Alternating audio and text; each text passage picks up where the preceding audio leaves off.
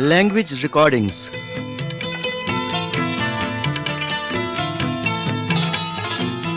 دیکھو، سنو اور جیو، بائبل کی تصویری کہانی، دوسری کتاب۔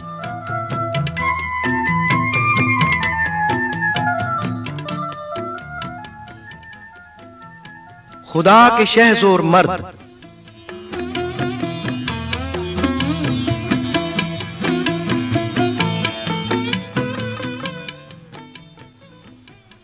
دوستو، آداب۔ کیا آپ ایک سچے خدا کے متعلق جانتے ہیں؟ آئیے میں آپ کو ایسے لوگوں کے بارے میں بتاؤں جو خدا کو جانتے تھے۔ نارنجی رنگ کی کتاب والی تصویریں دیکھیں۔ اس اشارے یا میوزک کے بعد اگلی تصویر دیکھیں۔ آئیے اب ہم شروع کریں۔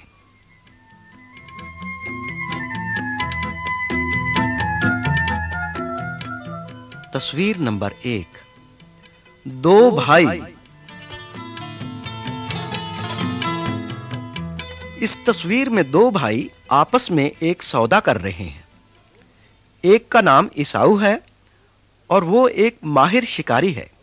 چھوٹے بھائی کا نام یعقوب ہے اور اس نے ایک مزیدار کھانا تیار کیا ہے، لیکن وہ اس میں سے عیساؤ کو نہیں دینا چاہتا۔ یعقوب نے عیساؤ سے کہا، پہلے اپنا پہلوٹا ہونے کا حق میرے ہاتھ بیچ دے۔ اس نے اپنی وراثت کی پرواہ نہ کی، اس نے صرف اپنی بھوک کا خیال کیا۔ چنانچہ اس نے صرف ایک وقت کے کھانے کے لیے اپنا پہلوٹا ہونے کا حق بیچ دیا۔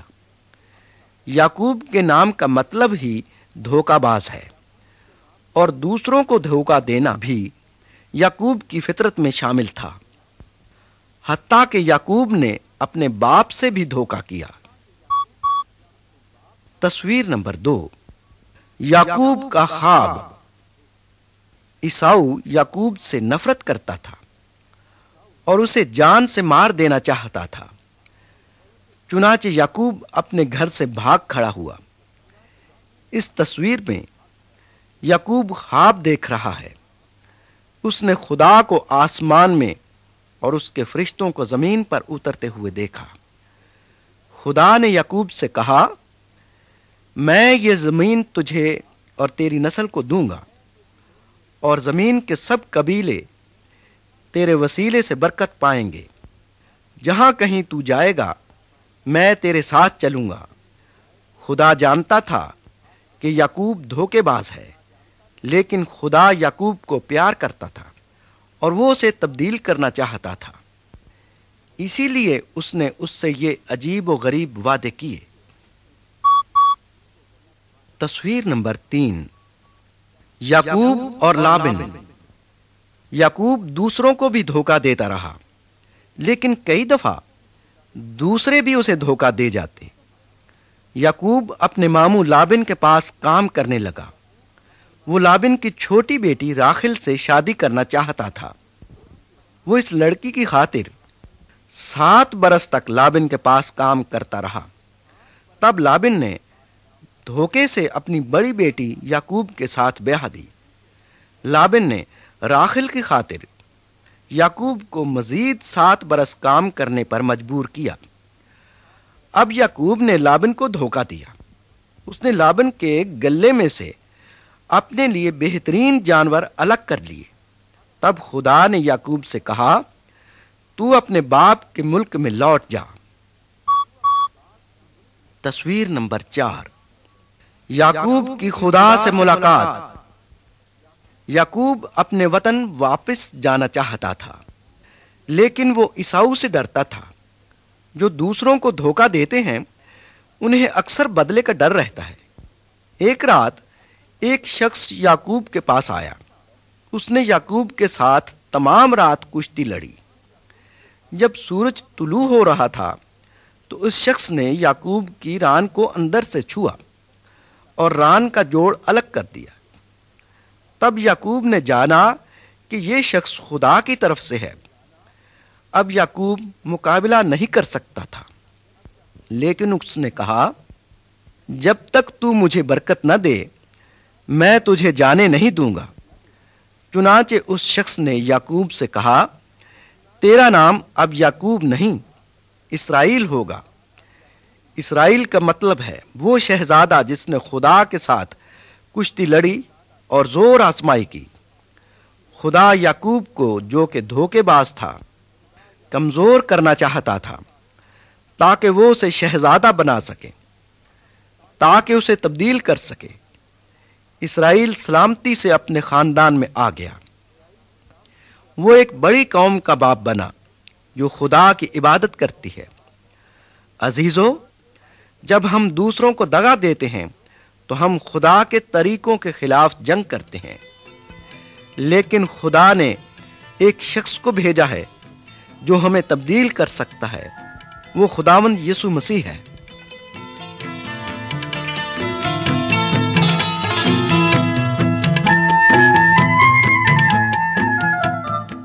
تصویر نمبر 5، یوسف کا خواب۔